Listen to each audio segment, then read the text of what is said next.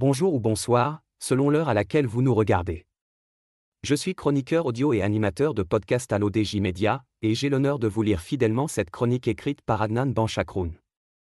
Aujourd'hui, il s'interroge sur un malaise grandissant, le civisme en danger au Maroc, à l'approche du Mondial 2030. À quelques années de l'organisation de la Coupe du Monde 2030, que le Maroc s'apprête à co-organiser avec l'Espagne et le Portugal, une étude du Centre marocain pour la citoyenneté, le CMC, vient tirer une sonnette d'alarme sur l'état préoccupant du civisme au sein de la société marocaine.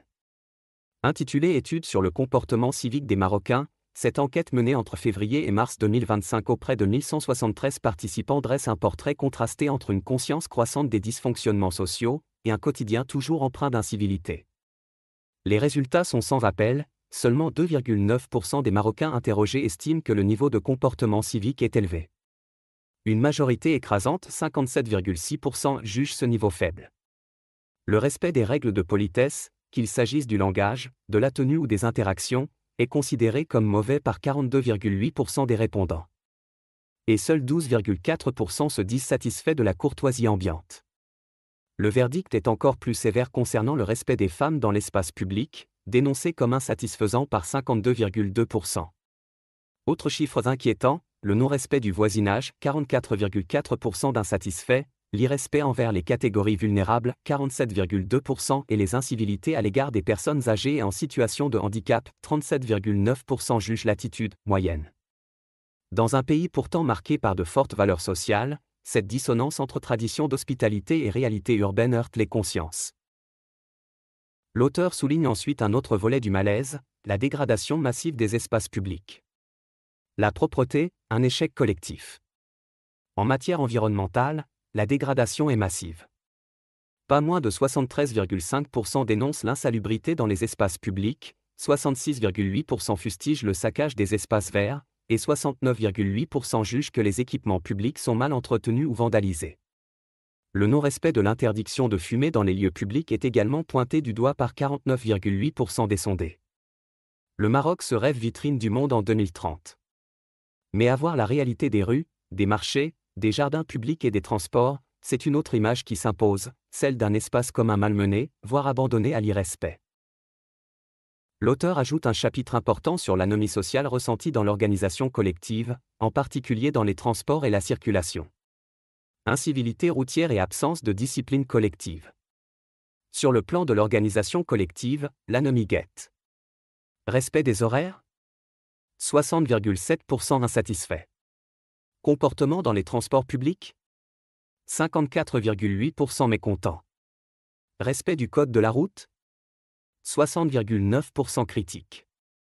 L'incivisme sonore, tel que le fait de parler fort en public, agace 53,5% des Marocains.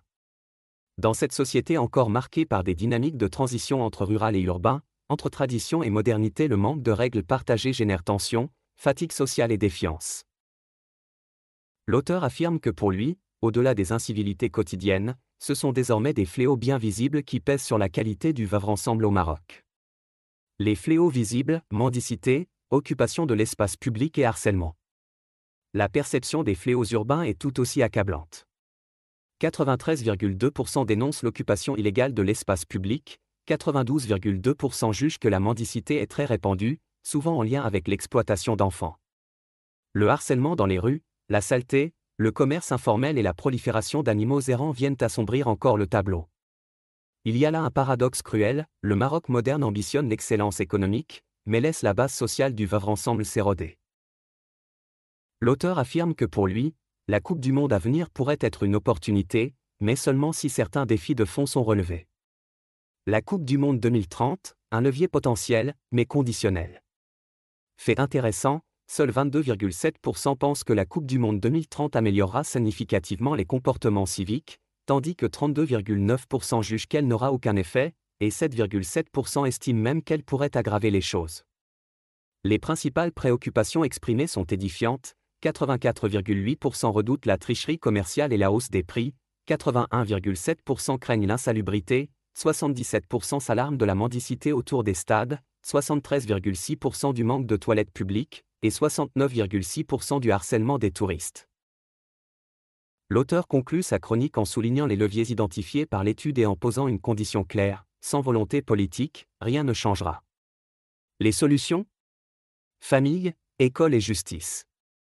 Face à cette situation, les leviers de transformation sont clairement identifiés.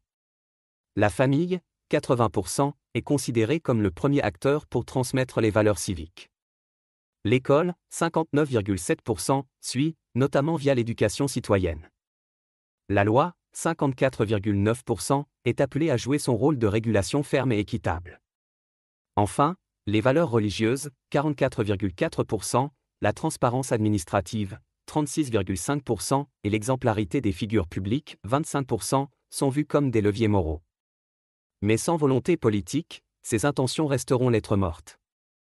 Les participants soulignent d'ailleurs l'absence ou l'insuffisance des efforts publics en la matière, 98% le pensent.